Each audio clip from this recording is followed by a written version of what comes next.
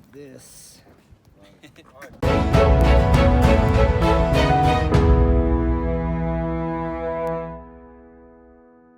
Yo, episode 143. I used this week to get back on track. Brain dumping was super useful. Got some of it done. There's still a little bit of pressure of things that need to get done. So we're starting the week off here feeling so overwhelmed. This has actually been the last couple of days. And then I decided to do something that I know works and I haven't done it for a long time. And I'm so glad I just barely did. It's like no wonder that I've been stressed. So I just did something called a brain dump. Check this out, this is the brain dump. So filled up an entire page of all of this has just been swimming in my head, in my brain. Like it's no freaking wonder that I've felt like crazy. And then a whole nother side. Yeah, so 2 full pages. What's really exciting with this, you might have noticed some of the red ink on this. I took a red pen and I had a little thought exercise. It's deeper than a thought exercise because this is getting closer and closer to reality, but I was like, which of these things are things that me personally, Calvin Wayman, has to do, meaning it could not be delegated? For example, I cannot delegate my podcast episodes. Like, I am the one that's on the podcast, that cannot be delegated. Or if I'm DMing influencers, I want that to come from me. But then there's a ton of things on here, like leads that need to be contacted, stuff like administrative stuff like payroll or paying virtual assistants. And what excites the hell out of me is about 70% plus of what I wrote on these 2 pages is delegatable. So only about 30% is things that Calvin Wayman needs to do. That fires me up because this is a focus of mine in 2019 to get people on Team Calvin Wayman. And yeah, I just can't wait. So was feeling super overwhelmed. Writing this down, doing the brain dump has certainly helped. And now I'm excited to just continue chopping away at it and making progress on this entire massive list.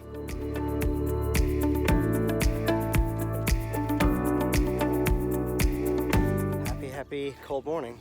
So if you're wondering one of the reasons why I'm moving to Phoenix at the end of the month, this is why. One little clue right here.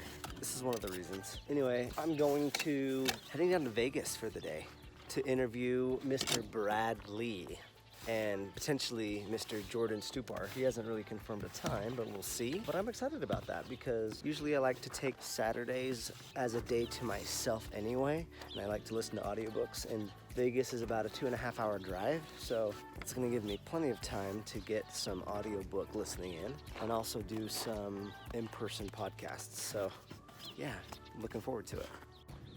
Check out that beautiful view though.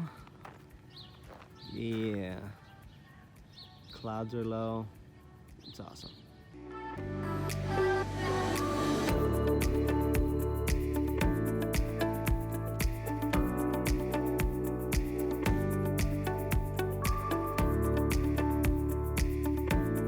What better way to enjoy Vegas than through In-N-Out? Yeah. So the podcast episode with Brad Lee that I have scheduled for down here in Vegas got pushed back a few hours, so I don't mind that. I'm gonna go on a little bit of a drive.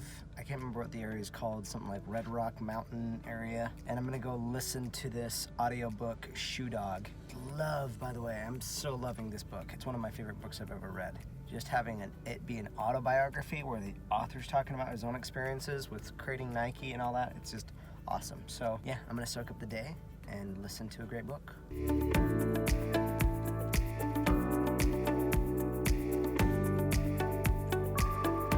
This. See you, man. Mr. Bradley, After Hours. This is from, what the fuck are they called?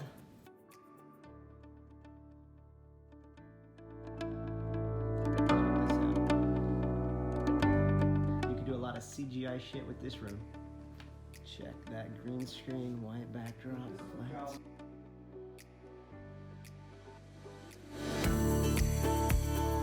I did over there. It's gonna be fun. It's gonna be lit. You could use on those buttons over there, because that'd be copywriting if I had your sounds on my podcast, I think. especially if you created that intro. Advantages that most people don't get in life because you were smart enough to realize that money is important and you didn't listen to the nonsense that freaking money's not important. Because here's the thing that I always say about money. Money's not everything. That's what people say. Money's not everything, but it touches everything. Even Lightspeed, VT, Brad Lee's company. Good times. We did a podcast episode. Super pumped now. It's about just heading back home to Arizona.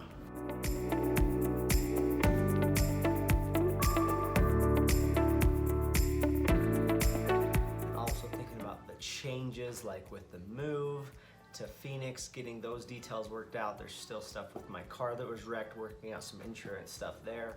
And I'm not totally quite back yet. There are some things with, I need to figure out like my next strategy, my next run to make money. This is what I'll tell you that I've been giving a lot of thought to though.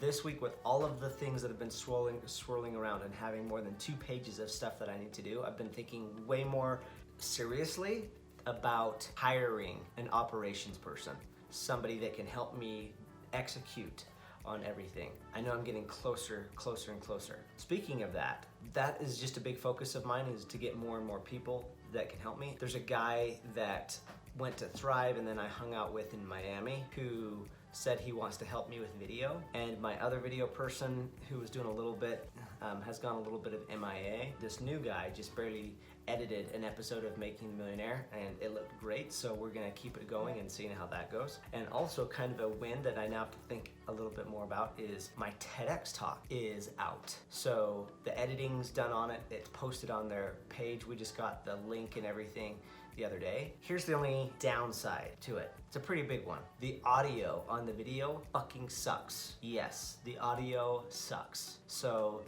we'll see if it's salvageable, but I need to come up with some sort of promotion plan to let my audience know that I did a TEDx talk. What's interesting though is also this very same week, I got somebody reached out to me that's organizing a TEDx talk up in Ogden, Utah. And we have a phone call scheduled to talk to see if I will be doing a TEDx talk there.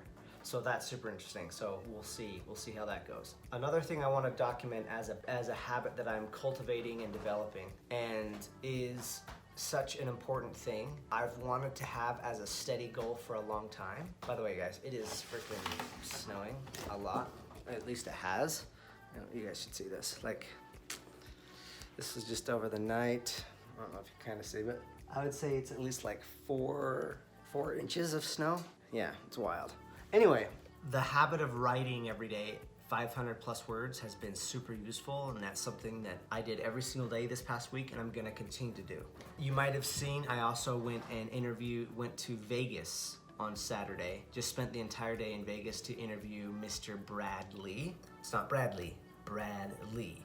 Toured his office. Since I had some time to kill, I went to like this Red Rock place first and just drove around and listened to the audiobook Shoe Dog before interviewing Brad Lee. And as soon as the interview was done, then I just drove back home. Now, here's the real thing I want to document here, because sometimes when I'm doing video, you can kind of see the outside, what's happening, especially when I have a camera guy following me around. You can see the outside stuff, but you don't see the inside stuff as much because it's hard to get a camera up in the head, you know what I mean?